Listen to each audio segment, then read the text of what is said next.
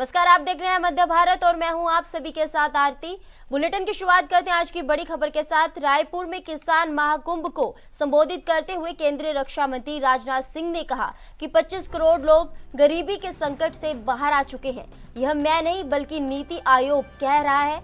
इस बार आप प्रधानमंत्री नरेंद्र मोदी के नेतृत्व वाली सरकार बनाइए। हिंदुस्तान में हम लोग एक भी गरीब नहीं रहने देंगे।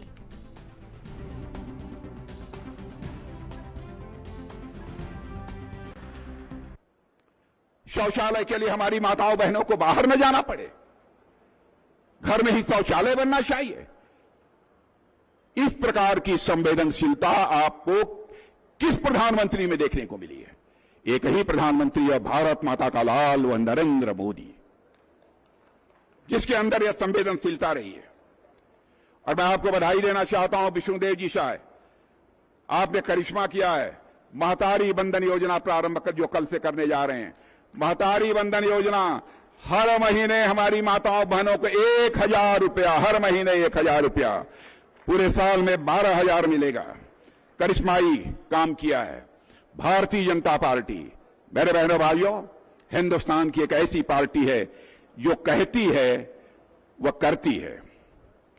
कांग्रेस परिवारवाद, भ्रष्टाचार, तुष्टीकरण की राजनीति करती है। भारतीय जनता पार्टी इंसाफ और इंसानियत की राजनीति करती है। मेरे बहनों भाइयों, हम लोग नए भारत का निर्माण कर रहे हैं और मैं कहना चाहता हूं नए भारत का निर्माण होने जा रहा है। लोगों के पास मोबाइल पहुंची है।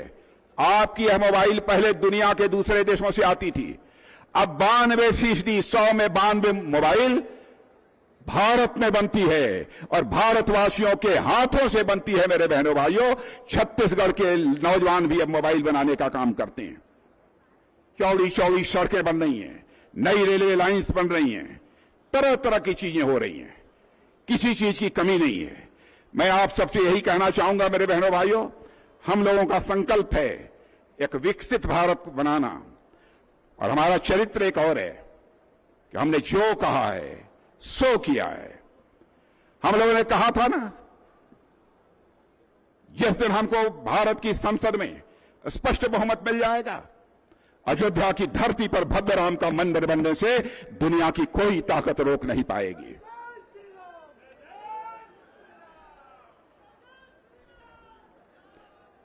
मेरे बहनों भाइयों, वादा किया था।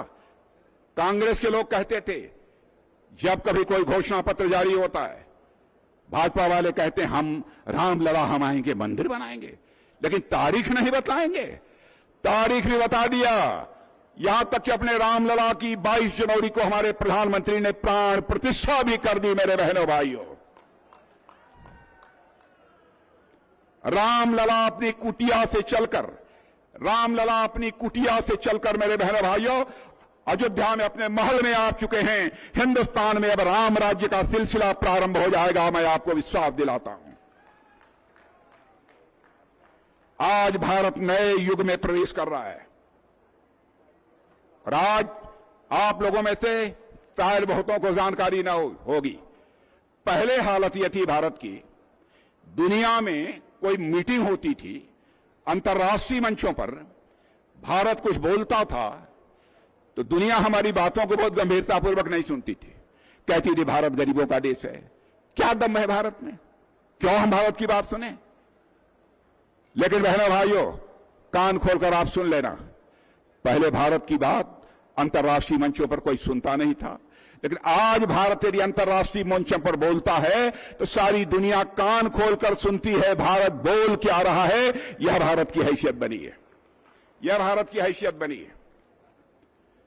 और सारे दुनिया के राष्ट्राध्यक्ष कहते हैं 21वीं सदी इस हिंदुस्तान में, इस दुनिया में सारे राष्ट्राध्यक्ष, बड़े बड़े देशों के राष्ट्राध्यक्ष बोलते हैं 21वीं सदी दुनिया में यदि किसी देश की होने जा रही है तो हमारे और आपके भारत की होने।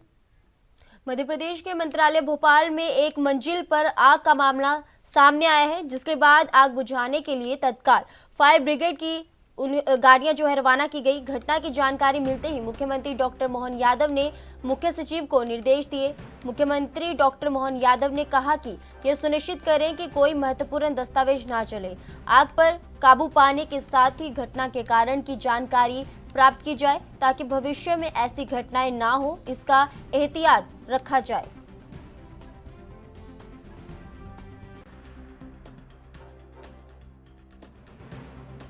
मैं अभी भोपाल में ही था और मुझे जानकारी आई कि वल्लभ भवन के पुराने भवन में रैंप से होकर के हमारे एक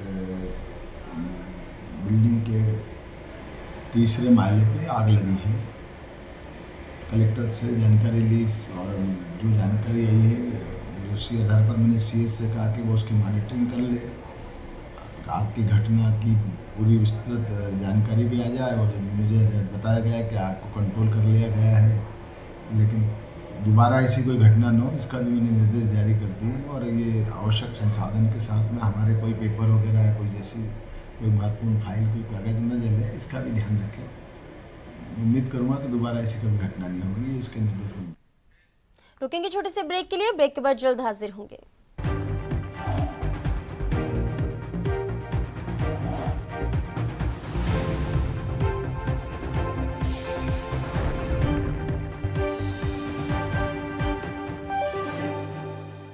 ब्रेक के बाद एक बार फिर आप सभी का स्वागत है। मुख्यमंत्री विष्णुदेव साय ने महाशिवरात्रि के पावन अवसर पर कबीरधाम जिले के समग्र विकास के लिए करोड़ों रुपए की सौगात दी।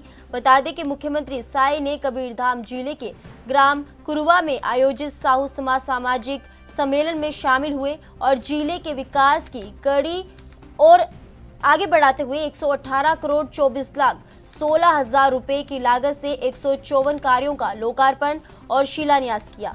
बता दें कि मुख्यमंत्री साय से उप मुख्यमंत्री तथा कवर्धा विधायक विजय शर्मा ने जन आकांक्षाओं के लिए अनुरूप जिले के समग्र विकास के लिए विशेष अनुरोध किया था, जिसके बाद मुख्यमंत्री साय ने लोकार्पण एवं भूमि पूजन से पहले कर्मा मैदान परिसर में विधि विधान से पूजा की और पूरे प्रदेश वासियों को महाशिवरात्रि पर्व की बधाई एवं शुभकामनाएं दी।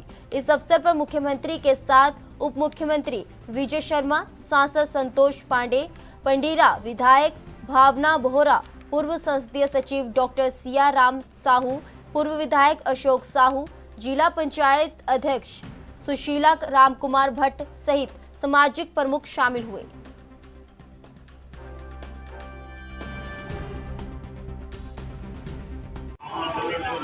पूरे छत्तीसगढ़ वासियों को और कवर्धा क्षेत्र वासियों को महाशिवरात्रि की बहुत बहुत बधाई शुभकामनाएं। आज अंतर्राष्ट्रीय महिला दिवस भी है, तो सभी क्षेत्रवासियों को, छत्तीसगढ़ वासियों को अंतर्राष्ट्रीय महिला दिवस की भी शुभकामनाएं। आज यहाँ साहू समाज का सम्मेलन था जिसमें बुलाए थे, हम लोग का सम्मान किए हैं।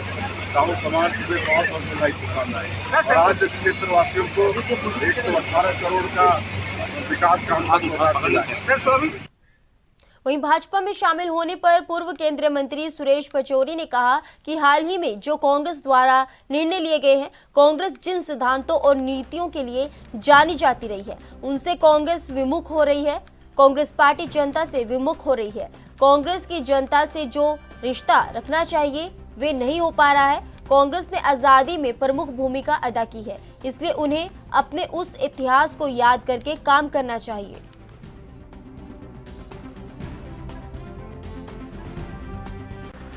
बताया आपको कि हाल ही में जो निर्णय कांग्रेस पार्टी के द्वारा लिए गए हैं, कांग्रेस पार्टी जिन सिद्धांतों और नीतियों के लिए जानी जाती रही है उनसे विमुख हो रही है। कांग्रेस पार्टी जनता से विमुख हो रही है। कांग्रेस पार्टी को जनता से जो रिश्ता रखना चाहिए वो नहीं हो पा रहा है और कांग्रेस पार्टी इस देश को आज़ादी दिलाने में एक प्रमुख भूमिका अदा करने वाली पार्टी रही है, इसलिए उसे अपने उस इतिहास को याद करके आज काम करना चाहिए। राम मंदिर और सेना पर भी आपने बात कही है कि सर राम मंदिर का जो आप ठुकराया है निमंत्रण, जो सेना पे भी सवाल खड़े किए हैं, तो इनसे आप आहत हुए हैं कहीं ना कहीं? मैंने उसी समय बयान दिया था जब प्राण प्रतिष्ठा कार्यक्रम का आयोजन होना था उससे पहले मैंने सार्वजनिक बयान दिया था। कांग्रेस में मैं ही था। सर कोई पद को लेकर बातचीत हुई आपके साथ? बड़े संख्या में लोग आए लोकसभा चुनाव को लेकर, या फिर आपको कोई सांसद का टिकट या कोई मंत्री, केंद्रीय मंत्री? मैं कब आया? लोकसभा चुनाव की टिकट का फैसला हो गया। मैं कब आया? जब राज्यसभा का फैसला हो गया। तो फिर ये बात कहाँ से चल रही है? कोई पद नहीं। मध्य प्रदेश भाजपा अध्यक्ष वीडी शर्मा ने कहा कि मध्य प्रदेश में हम सभी के लिए यह गर्व की बात है कि पीएम मोदी के नेतृत्व में कई लोग पार्टी में शामिल हो रहे हैं। कांग्रेस नेता सुरेश पचौरी भाजपा में शामिल हो गए हैं।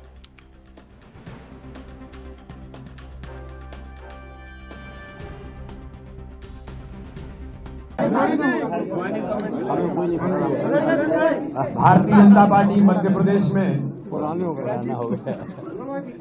हम सबके लिए गर्व की बात है कि माननीय प्रधानमंत्री नरेंद्र मोदी जी के नेतृत्व में आज देश के अंदर भारतीय जनता पार्टी के परिवार में कई शख्सियत राजनीतिक क्षेत्र से लेकर के सामाजिक क्षेत्र तक माननीय प्रधानमंत्री के नेतृत्व में जो विश्वास व्यक्त हो रहा है, आज उसी कड़ी में देश के कांग्रेस के एक ऐसे वरिष्ठ नेता जिन्हें हम लोग मध्य प्रदेश के अंदर कहते हैं, भारतीय जनता पार्टी में माननीय कैलाश जोशी जी हमारे पूर्व मुख्यमंत्री, उन्हें मध्य प्रदेश की राजनीति का संत कहा जाता था। कांग्रेस में अगर ये कहा जाए ये पदवी किसी को मिली है कि कांग्रेस की राजनीति में राजनीति के संत के तौर पर जिनकी पहचान रही है आदरणीय सुरेश पचौरी जी आज भारतीय जनता पार्टी की सदस्यता ग्रहण कर रहे हैं, ये हम सबके लिए गर्व की बात है।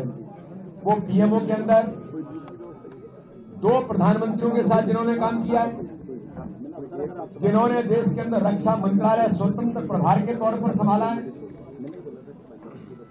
और जो कांग्रेस के अंदर एक बड़ा हिस्सा होता है जिसे सेवा दल के नाम से कहा जाता है, जिसके कांग्रेस के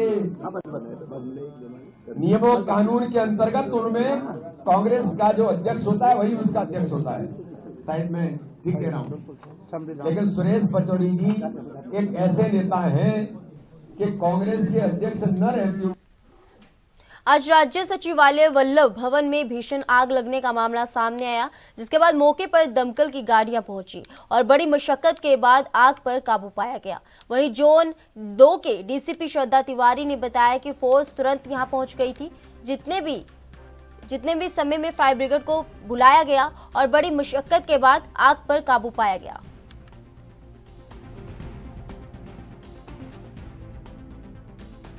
ये बिल्कुल तुरंत फोर्स पहुंच गया है यहाँ पे, और जितने भी फायर ब्रिगेड हैं उनको बुलवा लिया गया है और 2nd 3rd फ्लोर की आग कंट्रोल हो गई है। 4th फ्लोर में अभी है तो लगातार उसकी बुझाने की कार्रवाई जारी है। हम लोग को सिर्फ उसके पानी के टैंकर को फटाफट पहुंचाना है। जो एयरपोर्ट की फायर ब्रिगेड है वो तकनीकी रूप से सक्षम है और वो लगातार उसमें सभी लोग जुट के उसमें बुझाने में जुटे हुए हैं। कुछ लोग फंसे भी हुए मैडम, कर्मचारियों का इस तरीके कहना है। उसके लिए SDRF की भी टीम गई हुई। अगर कोई अंदर लोग हैं, PS सिस्टम से अनाउंस कराया गया, लेकिन इतनी आवाजें हैं कि अंदर तक पहुंच नहीं पा रही हैं। वैसे तो आज छुट्टी का दिन है, नहीं होना चाहिए, लेकिन अगर कुछ लोग हैं तो उनको भी निकालने की कार्रवाई कर रहे हैं हम लोग। किन कारणों से अभी तक पता अभी कुछ पता नहीं चला है।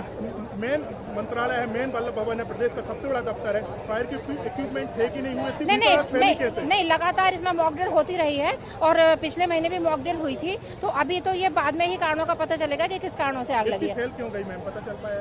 ये अभी तो हमारा पहला काम यही है कि हम इसको कंट्रोल करें। तो 2nd 3rd फ्लोर का हम लोग को जैसे ही पता चला था कि 2nd 3rd फ्लोर में आग लगी है। इसके शामगढ़ के करीब प्राचीन कालीन धर्मराजेश्वर में 3 दिवसीय कई मान्यताओं को लेकर महाशिवरात्रि पर मेला लगाया जाता है। बताया जा रहा है कि यहां मेला महाशिवरात्रि के दिन एक रात्रि यहां रुकने से 84 लाख योनि में से एक योनि से मुक्ति मिलती है। ऐसी कई मान्यताओं से प्राचीन कालीन धर्मराजेश्वर दूर दराज से कई लोग इस स्थान को देखने आते हैं। हर व्यक्ति आश्चर्यचकित होता है कि इस अद्भुत स्थान को देखकर आज यह स्थान पुरातत्व विभाग के अधीन है, जिसकी देखरेख की जाती है। वैसे तो काफी मंदिर बने हैं, परंतु मुख्य मंदिर के अंदर भगवान विष्णु हरिहर की प्रतिमा के साथ भगवान शंकर की मूर्ति स्थापित है। वहीं महाशिवरात्रि के पर्व पर दर्शन करने पहुंचे सांसद सुधीर गुप्ता एवं पूर्व कैबिनेट मंत्री हरदीप सिंह डंग साथ पूर्व विधायक देवीलाल धाकर ने मंदिर में जाकर दर्शन किए।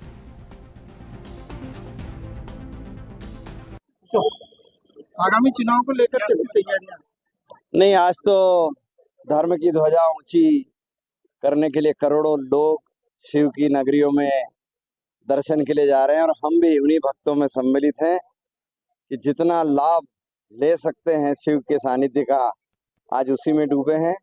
और पृथ्वी ने ये बात स्वीकार की है कि सनातन सत्ता विश्व कल्याण के लिए है, सबसे ऊपर ध्वजा है। और इसीलिए नरेंद्र मोदी जी ने जब गगनयान मिशन के 4 बच्चों का चयन किया तो उनके हाथों में मयूर पंख दिए, ताकि वो बच्चे चंद्रमा पर जाकर ये संकेत दे सकें कि कृष्ण की ध्वजा और कृष्ण की पसंद मयूर के पंख आज चंद्रमा की धरा पर है। और मोदी जी स्वयं पाताल में उतरे, द्वारिका नगरी में उन्होंने जब मयूर पंख लगाए तो ये संदेश में स्पष्टता थी कि लोक कल्याण होगा, गरीब कल्याण होगा। और लोगों की मनों की इच्छाएं हैं कि धर्म की सत्ताएं और देश की सत्ता, धर्म की सत्ता धर्म के प्रकांड विद्वानों के हाथ में और देश की सत्ता मोदी के हाथ में। ये ऐतिहासिक निर्णय देश का है। नहीं, बड़ी स्पष्टता है। विकास हमारी संकल्पनाओं में है, जो करके बताया है। जो 75 साल और 10 साल ये जो लड़ाई है, इसमें बड़ी स्पष्टता है कि पीने के पानी से लेकर खेतों तक का पानी, दुनिया की बड़ी बड़ी सड़कों से लेकर रेलवे तक का विकास, मेडिकल कॉलेज से लेकर इंजीनियरिंग कॉलेज तक, सैनिक स्कूलों से लेकर नर्सिंग कॉलेज तक, बच्चों को उड़ाने के लिए हवाई सुविधाओं से लेकर और सीएम राइज स्कूल तक, सेंट्रल स्कूल से लेकर पीएम श्री विद्यालय तक, भारत बदला बदला है। आम जनता को क्या संदेश देना चाहिए? मैं इस पावन पर्व पर, शिवरात्रि के इस पावन पर्व पर सबको बधाई देता हूँ, शुभकामनाएं देता हूँ। और पूरे विश्व के जो देवता हैं, कालों के काल महाकाल, आज उनकी शिवरात्रि है। पूरे उत्साह के साथ भक्तजन यहाँ ये उत्सव मना रहे हैं। और मैं जिस धरती पर खड़ा हूँ इसका नाम धर्मराजेश्वर है। और धर्मराजेश्वर में भोलेनाथ का मंदिर अति प्राचीन मंदिर है। यहाँ पर एक और दूसरे दिन करीब 2 लाख पब्लिक यहाँ पर दर्शन करने आती है। और कहा जाता है कि जो भोलेनाथ के यहाँ पर सच्चे मन से जो प्रार्थना करता है, भोलेनाथ उसकी प्रार्थना जरूर सुनते हैं। इस मंदिर का बहुत ही चमत्कार यहाँ पर मंदिर है। आप भी बधाएं और आनंद लें। बोले भोलेनाथ महादेव। आपके द्वारा ये पेंटिंग जो बनाई गई है, क्या है इसकी विशेषता, पूरा बताएं। कहाँ से है? मैं गलवट का रहने वाला हूँ, अजय मिश्रा मेरा नाम है। और प्रेरणा मुझे यहीं से मिली। यहीं बैठ के मैंने पहले स्टेज बनाया और फिर उनको घर बैठ के पेंटिंग बनाई है मैंने। और सभी केवल लोकल धर्मराजेश्वर की पेंटिंग है। अलग अलग कोने से, अलग अलग एंगल से उनको लिया है मैंने। जैसा कि आप देख रहे हैं, एक्रिलिक कलर है, कुछ पेंटिंग कागज पर है, कुछ कैनवास पर है, अलग अलग मीडियम पे उनको बना रखा है। हाजी, आपका नाम? अजय मिश्रा।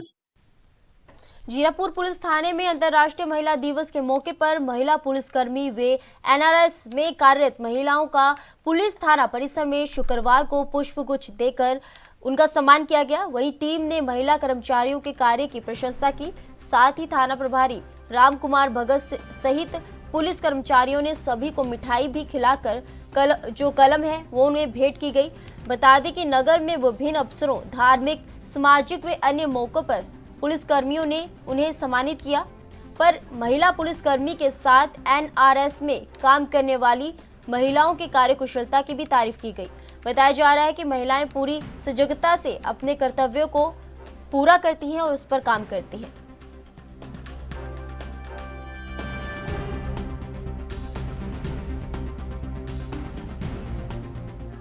देश में महंगे फलों में शुमार ड्रैगन फ्रूट की खेती अब छत्तीसगढ़ के बस्तर में भी होने लगी है। यह फल मैक्सिको और चीन में पाई जाती है, लेकिन अब इस ड्रैगन फ्रूट है उसकी जो खेती है वो बस्तर जिले में भी भरपूरी तरीके से हो रही है।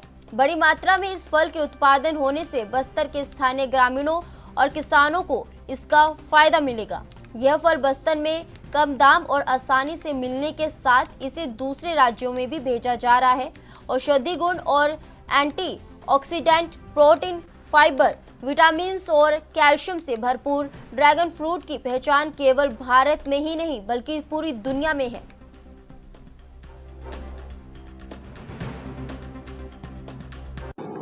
बस्तर ज़िले में जहाँ तक ड्रैगन फ्रूट की खेती का सवाल है, तो अभी ड्रैगन फ्रूट की खेती के लिए किसान भाई यहाँ के आगे बढ़ रहे हैं, आगे आ रहे हैं। चूँकि राज्य के अन्य ज़िलों में जैसे दुर्ग हो गया, रायपुर हो गया और राजनांदगांव जैसे ज़िले में ड्रैगन की फ्रूटी की खेती कुछ प्रगतिशील कृषक कर रहे हैं और उसको देख के हमारे ज़िले के भी कृषक प्रेरित हुए हैं और इसकी खेती के लिए वो आगे आ रहे हैं और विभाग से भी संपर्क कर रहे हैं।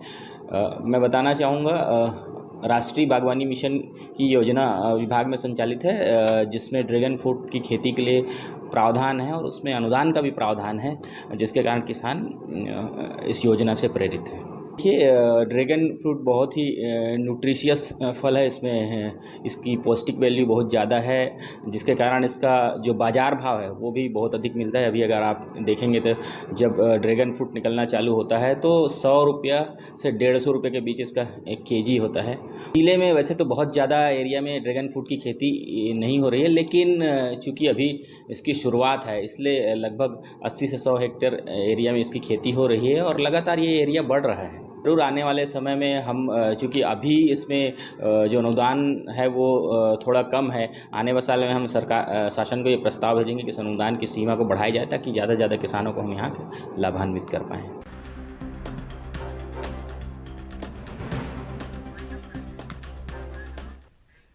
फिलहाल के लिए मध्य भारत में मेरे साथ बस इतना ही। आप बने रहे ANB न्यूज़ के साथ। नमस्कार।